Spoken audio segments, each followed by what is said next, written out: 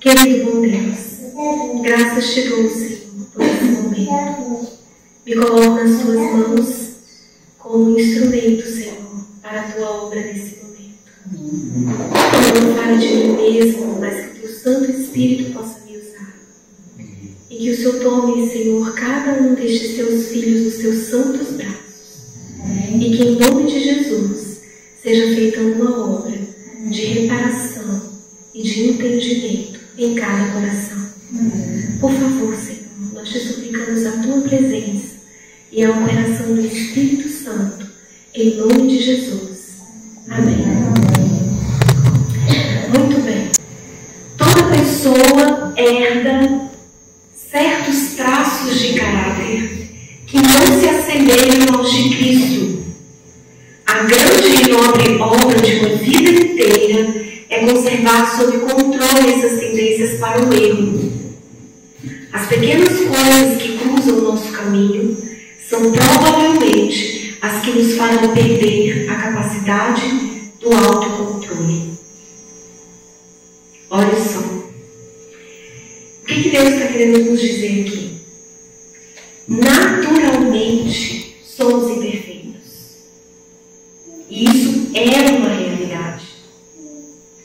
Nós crescemos num lar onde os nossos pais erraram e transmitiram para nós, através do aprendizado, da repetição do comportamento, de ideias, eles nos transmitiram, pela hereditariedade, traços de caráter que não são semelhantes ao de Cristo.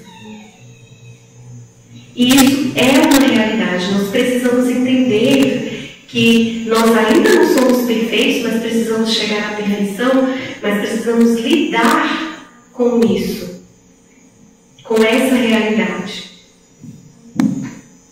Entender que existem coisas no meu comportamento, embora isso tenha sido aprendido em casa, existem coisas no meu comportamento que necessitam de mudança e que eu necessito enxergar aonde eu estou errando. Isso é uma realidade. Mas Satanás está planejando aproveitar-se de nossos traços de caráter hereditários e cultivados e cegar-nos os olhos para as nossas necessidades e defeitos. Vou dar uma pequena parada aqui. Veja só. Não parece, né? Ele está nos cegando os olhos para que nós não venhamos a compreender o nosso defeito, a nossa necessidade de mudança. Isso é uma artimanha dele. E ele está usando o quê? Os nossos traços de caráter herdados. Viram que no texto anterior, a senhora White fala assim, olha, esses traços de caráter herdados, adquiridos, precisam ser mudados. Isso é uma realidade de toda pessoa. E agora ela fala, Satanás está usando esses defeitos para nos cegar, para a gente não entender onde a gente tem que mudar. Unicamente compreendendo a própria fraqueza e olhando firmemente para Jesus, podemos caminhar com segurança. Ela falou o que aqui? Entendendo a nossa fraqueza. Eu preciso compreender aonde eu erro, aonde que eu estou pecando. Eu preciso entender isso para que eu possa mudar e para que eu possa fazer considerações importantes na minha vida enquanto cristã. E eu vou dizer para vocês, uma das coisas que mais está fazendo as pessoas sofrerem e ficarem cegas em relação aos seus defeitos é o casamento. E nós precisamos reconhecer a realidade dos lares, porque o texto não disse que é dentro de casa que eu adquiro defeitos de caráter? Não foi? Então, o casamento, ele é produtor de defeitos de caráter nos filhos. E não só nos filhos, mas nos cônjuges também. gente vai analisar agora por quê que o nosso casamento, por que o casamento do povo de Deus tem problema. Um dos problemas foi na escolha do cônjuge. Queridos, eu quero apresentar para vocês a realidade. A realidade. Porque se nós fôssemos falar aqui daquilo que é o ideal, nós falaríamos muitas coisas boas, certo? Porque o ideal são coisas boas. Só que nós precisamos entender a realidade do que está acontecendo nos lares. Então, um dos problemas do casamento foi quando você escolheu com quem você vai casar. Olha o que diz aqui o Espírito de Profecia. Caso, está dando para ler? Caso aqueles que pensam em casar-se não queiram fazer amargas, infelizes reflexões depois do casamento, precisam torná-lo objeto de considerações sérias, atentas agora. Dado precipitadamente, esse passo é um dos meios mais eficazes para arruinar a utilidade de rapazes e moças. Vejam, rapazes e moças solteiros. Dar esse passo pode arruinar a sua vida se você der ele errado. E os que já estão casados, será que você deu um passo errado? A vida se torna um fardo, uma maldição. Pessoa alguma pode com mais eficácia estragar a felicidade e a utilidade de uma mulher e tornar-lhe a vida mais pesada do fardo que seu marido. O que a Solange está dizendo aqui? Que muitas vezes a vida espiritual de uma pessoa, de uma mulher casada, a tragédia da vida dela está ligada ao casamento. E que o marido dela pode transformar a vida dela num fardo, num grande problema. Essa é a realidade dos casamentos hoje, queridos. E o Deus continua. E ninguém pode fazer a centésima parte para despedaçar as esperanças e as aspirações de um homem, para lhe paralisar as energias e arruinar-lhe a influência e as perspectivas como sua própria esposa. Percebam isso? E eu tenho pedido a Deus, desde que eu preparei essas palestras, que o Senhor realmente pudesse mostrar se era isso mesmo que eu deveria falar aqui para vocês. E apareceu um rapaz hoje na rodoviária, nós duas estávamos ali esperando o ônibus para vir para cá, e esse rapaz nos pediu dinheiro. E eu olhei para ele e falei, eu vou dar para ele aqui umas moedas que eu tenho. E dei, e ele falou assim, muito obrigado, você sabe que Deus vai te dar em dobro, né? Eu falei, eu sei, Deus sempre dá. Aí ele baixou a cabeça e falou assim, mas a minha vida está destruída. Eu falei, está destruída por quê? Porque a minha mulher me traiu. Eu dei tudo para ela. Eu fui bom para ela, mas ela me traiu. Eu era cristão, eu amava a Deus, mas ela me traiu. E eu entrei na bebida e agora a minha vida é uma desgraça. E a gente começou a conversar com ele. Eu falei, qual o seu nome? Ele disse, Anderson. Olha o teu Anderson, tá? E nós conversamos um pouco ali com ele, mas essa mulher desgraçou a vida dele. Tirou as esperanças. Ele falou tudo isso daqui para nós, ó. Ele falou, estou paralisado, eu não tenho mais energias, ela me arruinou, eu não tenho mais perspectiva, eu não tenho mais esperança nenhuma. Aí ele fala, eu vou trabalhar, eu estou indo trabalhar, só que o meu dinheiro, eu falei, o que você faz com o seu dinheiro? O meu dinheiro eu mando tudo para minha mãe. Eu não quero meu dinheiro. Não sei o que eu vou fazer com esse dinheiro. E a gente pôde conversar um pouquinho com ele. E peço a Jesus por ele agora. Amém. Mas, queridos, essa é a realidade dos casamentos. E você pode estar falando assim, puxa, mas eu não estou estragando toda a vida do meu marido, não.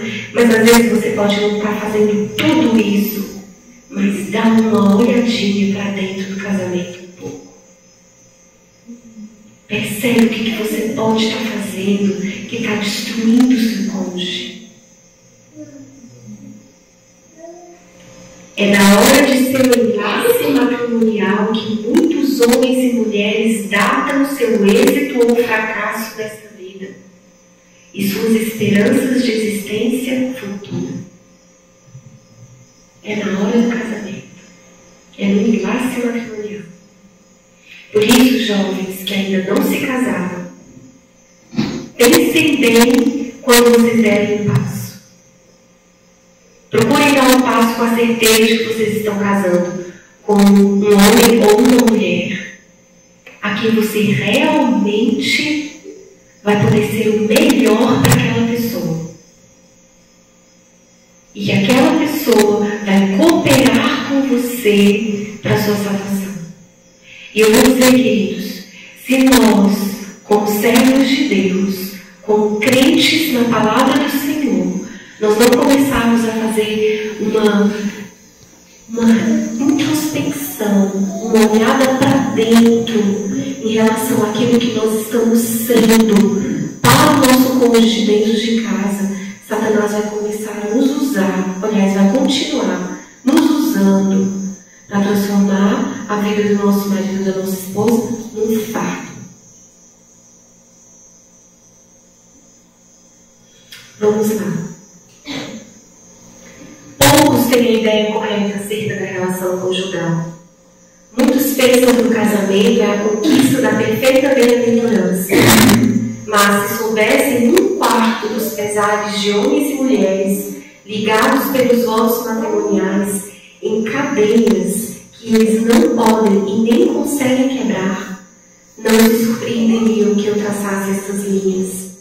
O casamento, na maioria dos casos, é um jugo de aflições.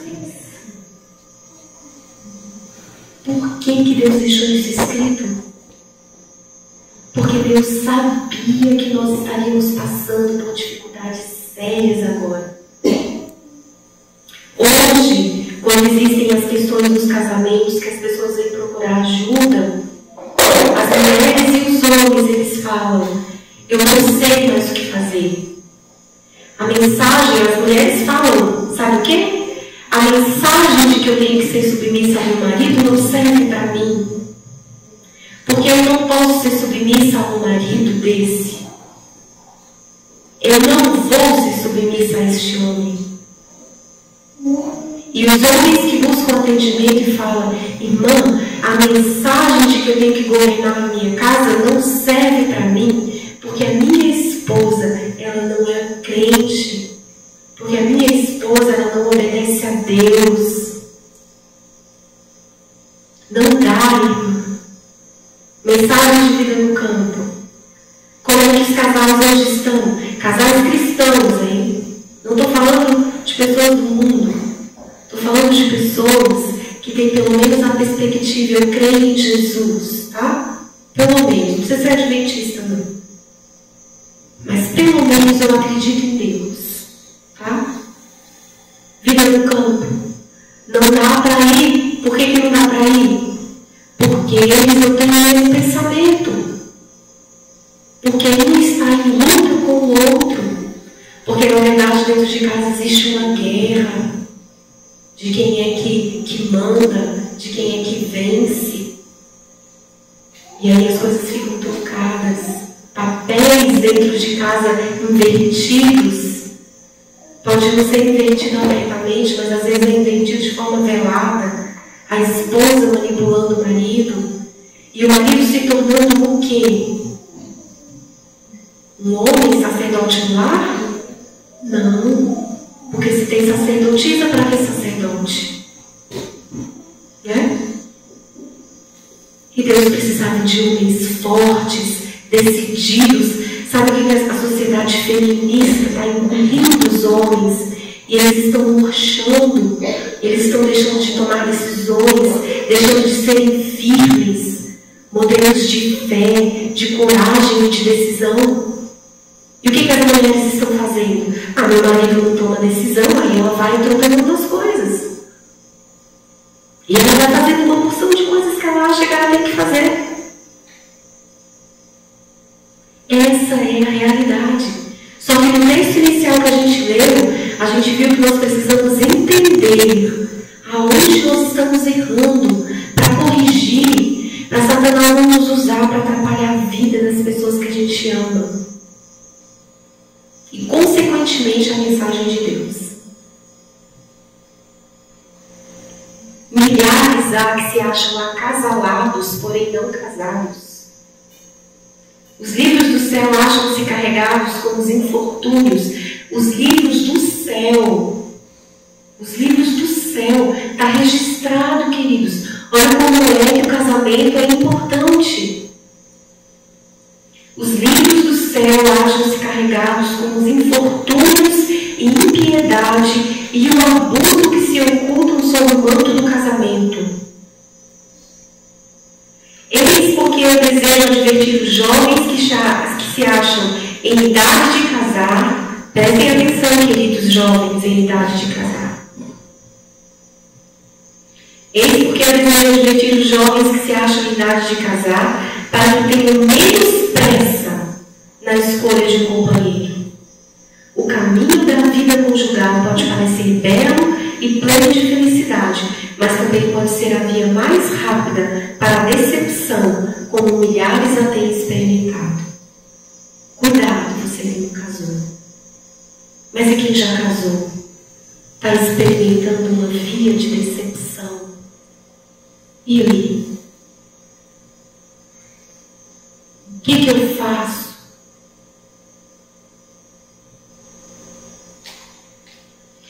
Os casamentos planejados de modo impulsivo ou egoísta não dão em geral bom resultado. Ao contrário, se demonstram lamentáveis fracassos. Lamentáveis fracassos. Ambas as partes sentem-se enganadas e de boa vontade desfariam aquilo que fizeram enquanto estavam cegos pela paixão. É mais fácil, muito mais fácil, cometer um erro do que corrigi-lo depois de cometido. E aí a gente olha para o casamento e fala: lamentável fracasso. Não consigo fazer isso, não consigo fazer aquilo. A esposa fala: mas agora eu já tenho que dominar tudo mesmo, tudo sou eu que faço, eu que mando, eu que decido, não tem mais como mudar. As mulheres falam isso: não consigo, meu marido não tem atitude. E muitos homens falam: eu não vou fazer, a mulher não deixa, já tentei, ninguém adora essa mulher, ela não acredita em mim. São várias as reclamações. E é um padrão, tá? Não acontece só com você. Acontece com várias pessoas. E qual é o motivo do casamento ser assim?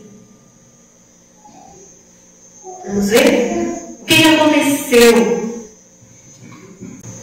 Andarão dois juntos se não estiverem de acordo? Amós 3:3. Também vos digo que se dois de vós concordarem na terra acerca de qualquer coisa que pedirem, isso lhe será feito por meu Pai que está nos céus. Mateus 18:19. Quão estranho, porém, é o que nos depara. Enquanto um daqueles que se acham tão estreitamente unidos está empenhado em devoção, o outro vive indiferente e descuidoso. Ao passo que um busca o caminho da vida eterna, o outro segue a estrada larga que conduz à morte. Quais os motivos pelo qual o casamento está desse jeito? Um busca Deus e o outro não busca. Andarão dois juntos se não estiverem de acordo? Não andarão. Aí o marido fala para a mulher: vamos fazer isso, querida, mas ele ora, ela não ora. Aí ela fala: eu não quero isso. Aí ele diz: desanima.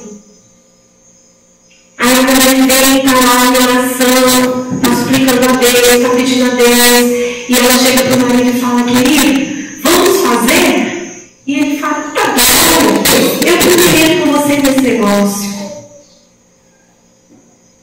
Porque eles não estão com o mesmo pensamento. Lamentável fracasso no casamento é um casamento em que o marido e a esposa não estão juntos no mesmo pensamento.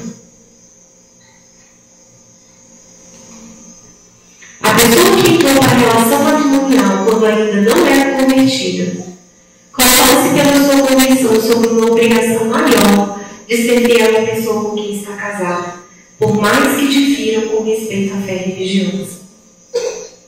Aí você pode ter surgido no seu coração: mas aí meu marido, ele não ora, não acredita em Deus, não pensa a mesma coisa que eu, então o que eu faço com esse casamento? Eu termino tudo, jogo tudo para o alto e sigo sozinha? Não. Casou. Agora, vamos lá. Qual é o plano de Deus agora? Como eu posso reajustar tudo isso? Olha o que o Salvador falou. Você está sob responsabilidade, sobre a maior obrigação de ser mais fiel do que você teria que ser. Porque você não tem um marido que tem o mesmo pensamento que você. Muito mais fiel. E por que Deus está falando isso? Para a salvação da sua alma. Então você está discordando do seu marido, começa a ser mais fiel a Jesus. Mais fiel a Jesus. Mais fiel a Jesus dentro daquilo que Deus, que você tem oportunidade de ser. É o conselho de Deus. Entretanto, as exigências de Deus devem ser postas acima de toda a relação terrena, mesmo que venham provas e perseguições. Porque o espírito de amor e mansidão, essa fidelidade pode ter influência no sentido de ganhar o descrente. Se você percebe que o seu casamento é um jugo desigual em relação ao que você crê, então a sua luta é ganhar o coração do seu marido. Não é fazer outra coisa. Viu como é sério? É gastar a vontade de Deus. É que agora você gaste tempo para salvar. Por isso, moças e rapazes que ainda não se casaram, se vocês não querem gastar o tempo só para salvar um cônjuge e desejam gastar um tempo com um cônjuge crente para salvar outras pessoas, casem-se corretamente. Mas se você já casou e o casamento está em jogo desigual, então lute pela salvação do seu marido ou da sua esposa. Se não está em jogo desigual, mas está perdido, porque vocês não confiam mais um no outro, porque vocês não têm mais um pensamento, brigade. Qual é o conselho de Deus? Lutem para que vocês tenham o mesmo pensamento. Se você não ora e a sua esposa ora, passe a orar. Se você ora e a sua esposa não ora, ore duplamente para poder salvar. É assim. Desistir não dá mais. Essa é a realidade das famílias e dos casamentos hoje. Eu preciso entender isso daqui? Preciso. Pode ser que você está me ouvindo e está falando assim: mas eu não vou casar, eu não sou casado, nem penso nisso. Mas e quando você for aconselhar alguém? Você precisa saber disso. Porque desistir a gente não pode. A gente tem que lutar, porque nós somos o povo de Deus. Tenho recebido cartas de mães contando suas provações no lar e pedindo meu conselho. Um desses casos serve para ilustrar muitos outros. Eu coloquei esse texto aqui porque os testemunhos para a igreja, eles têm uma operação especial do Espírito Santo. Ele conta casos que servem para todos.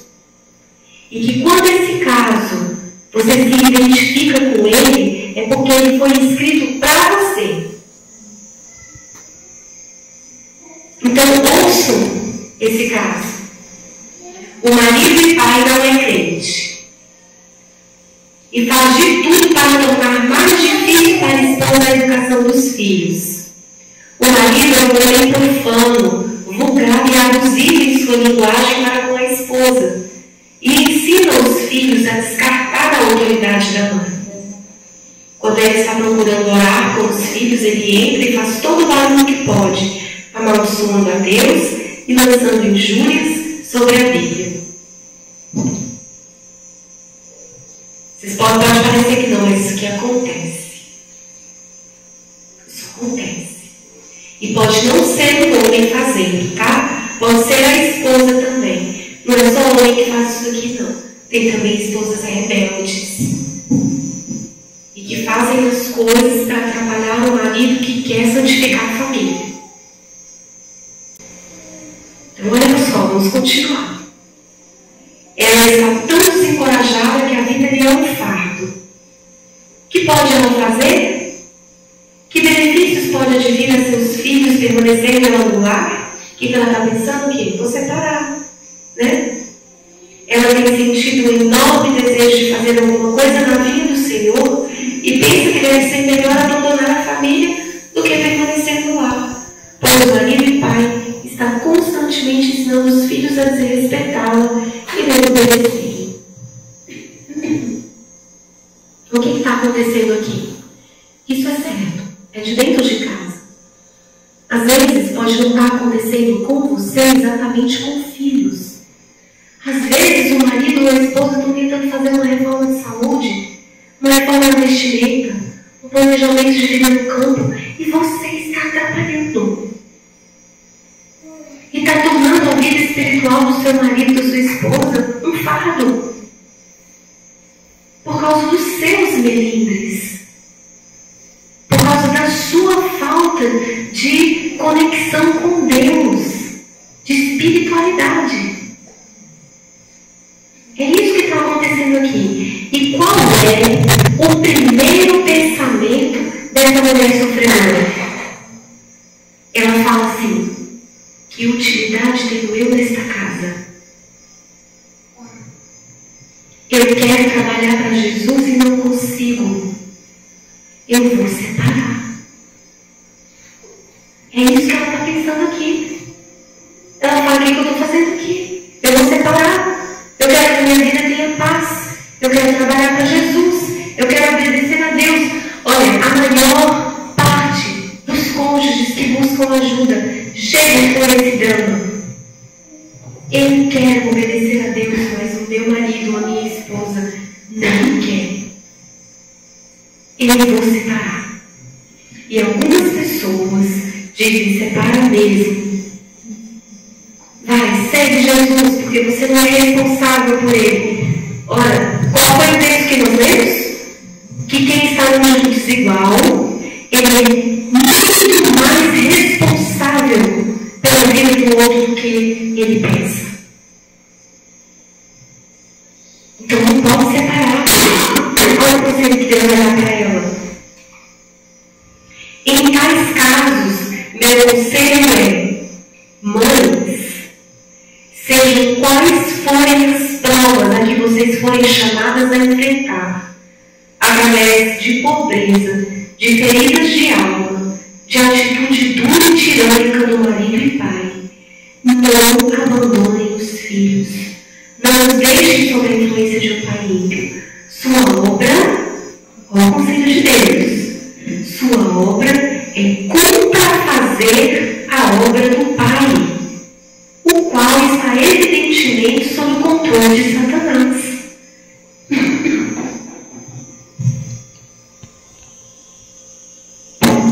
Mais uma vez, pode não ser o caso com filhos. Mas qual é o conselho de Deus? Quando é um servo de Deus, você não é atrapalhada de fazer a obra de Deus por causa do cônjuge? Como para fazer essa obra? Para poder ser fiel a Deus e trabalhar contra a obra. Como? Como você deve estar se perguntando? Porque isso é uma coisa muito difícil de fazer. Ah, mas eu não posso ficar todo o tempo brigando com o marido e com a esposa. Não pode mesmo não. Então como é que eu vou contra fazer essa obra? Olha aqui. Seu casamento foi uma armadilha do diabo. Olha como Deus chama esse casamento. Casou certo? Não casou certo. É uma realidade. Contudo, ela deve agora fazer o melhor possível. Deve tratar o marido com ternura e fazê-lo tão feliz quanto puder, sem violar sua consciência. O cônjuge não pensa como você? Você está querendo obedecer a Deus? Você quer dar passos, mas dentro de casa é difícil? Comece a tratar seu marido bem, ao invés de brigar com ele. Comece a tratar sua esposa com carinho, com atenção, com deferência, sem atropelar sua consciência, claro, né? Sem fazer coisas erradas. Mas isto é a obra de contrafazer a obra do inimigo. Para salvar o casamento, o lar, a família. Olha o que ela diz. Pois, se ele persistir em sua rebelião, este mundo é o único lugar, é o único céu que terá. Mas ficar sem o privilégio de frequentar as reuniões para satisfazer um marido opressor, possuído do espírito do dragão, não está de acordo com a vontade de Deus. Mas ela também fala o quê? Não deixe de obedecer a Deus. Fidelidade ao Senhor, mas eu também não posso tratar o meu cônjuge? Não. Então agora, essa é a responsabilidade do cônjuge, que tem um marido ou uma esposa descrente. Você vai ficar pensando em fazer outras coisas? Não, agora você vai pensar em salvá-lo ou salvá-la. E se por acaso existe alguma rixa dentro do lar, e vocês dois são crentes, então é preciso corrigir. Talvez você está tratando sua esposa muito mal, e você precisa estar na presença do Senhor em arrependimento. Ou às vezes você, esposa, está tratando seu marido com falta de respeito. E você precisa estar na presença de Deus para poder pedir perdão e reorganizar o seu comportamento.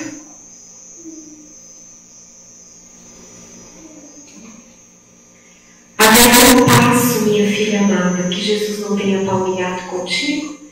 Esse texto ele está falando para uma esposa, mas coloque-se, querido irmão, também nessa frase, porque é difícil reorganizar.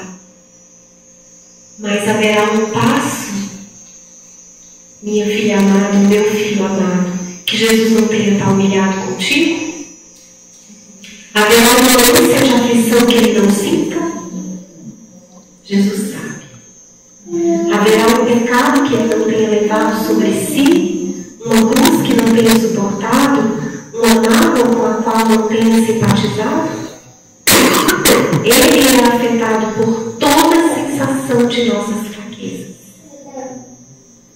Jesus sabe a dor e a aflição que a gente sente para poder enxergar o nosso erro, lutar por um marido e por uma esposa que está em erro, para a gente continuar de pé.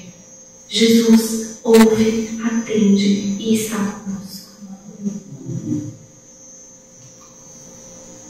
Tu és sabedor do que significa ter comunhão com os sofrimentos de Cristo. És participante dos sofrimentos de Cristo. Por que Jesus está falando isso para ela? Porque ela está lutando em casa. Ela está sofrendo para manter a fidelidade, para manter a união dentro de casa e para manter acesa, viva, a chama da espiritualidade em Cristo Jesus. ter negado a filha, Deus tudo sabe. Ele te entrega uma taça na qual ele coloca uma gota de seus próprios sofrimentos. Coloca-te sobre os ombros a parte mais leve da cruz. Lança uma sombra sobre tua alma. Confia-te às mãos de Jesus. Não te acabrunhes. Não penses que Deus se tenha esquecido de ser misericordioso. Jesus vive e não te deixará. Seja o Senhor o teu cajado, teu apoio na tua frente e na tua retaguarda. A realidade hoje dos casamentos é que precisa haver entendimento do passo que temos, seja ele certo ou errado. Que a gente tenha entendimento do papel que nós ocupamos, se é certo ou errado, do que devemos fazer para mudar. Porque jogar tudo para cima não está certo. É preciso reconstruir. Mas acima de tudo, Cristo, Ele deseja nos aproximar dele para a nossa salvação através dos sofrimentos que também nós temos no casamento. Não adianta a gente se esconder debaixo de uma farsa. Ah, tá tudo bem. Não.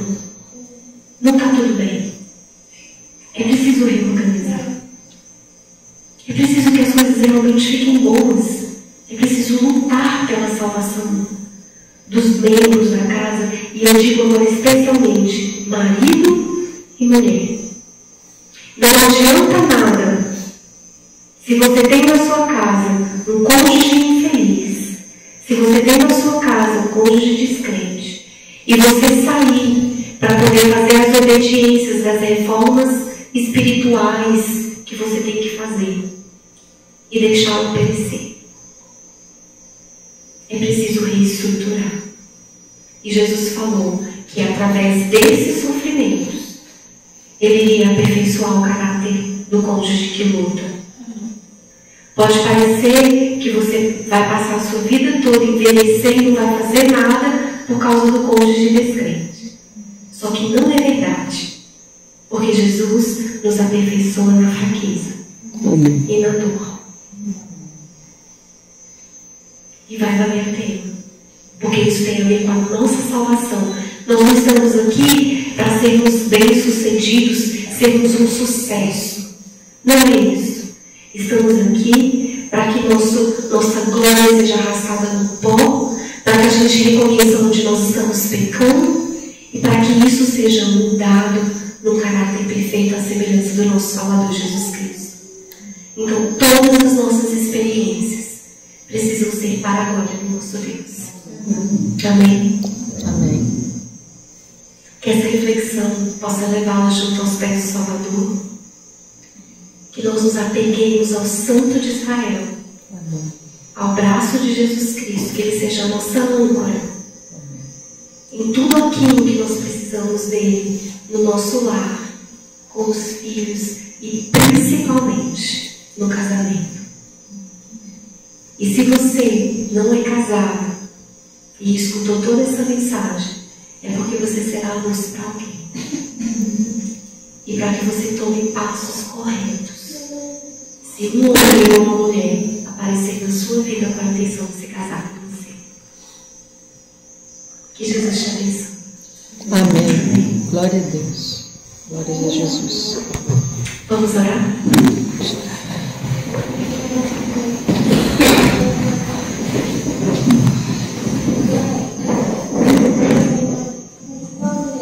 Santo e eterno Deus, graças te damos, Senhor Jesus, porque até aqui o Senhor nos ajudou. Amém. Senhor, reconhecemos as imperfeições da nossa vida e do nosso casamento. Sabemos quão difícil tem sido, Senhor, mas necessitamos da Tua graça. Confessamos agora diante do Senhor os nossos pecados, tudo aquilo que o Teu Santo Espírito nos apresentou enquanto ouvíamos, e suplicamos a Ti o perdão e a aceitação no trono da Tua graça. Amém. Que Que nós sintamos as cordas do amor de Cristo nos amarrar junto ao trono do Pai. Amém, Jesus. E que possamos confiar plenamente que o Senhor vai nos direcionar, que o Senhor vai nos ajudar a seguir pelo caminho estreito, colaborando com a operação do Espírito Santo na nossa vida e nos assemelhando cada dia mais a Cristo Jesus. Senhor, ajuda esses jovens que estão aqui a fazerem escolhas acertadas. Amém. E a se casarem com pessoas que vão caminhar junto com eles rumo ao lar celestial para avançar a tua obra. Que essa mensagem também fique gravada no coração deles como urgente e precisa, para que eles acertem e estejam ao teu lado. Senhor, guia cada coração e cada mente, para que seja para a glória e honra do teu santo nome. Amém. Despede-nos, Senhor, com a tua bênção e com um bom descanso, para despertarmos amanhã, para ainda mais estar na tua presença, ouvindo a tua palavra. Amém. Nós te suplicamos esta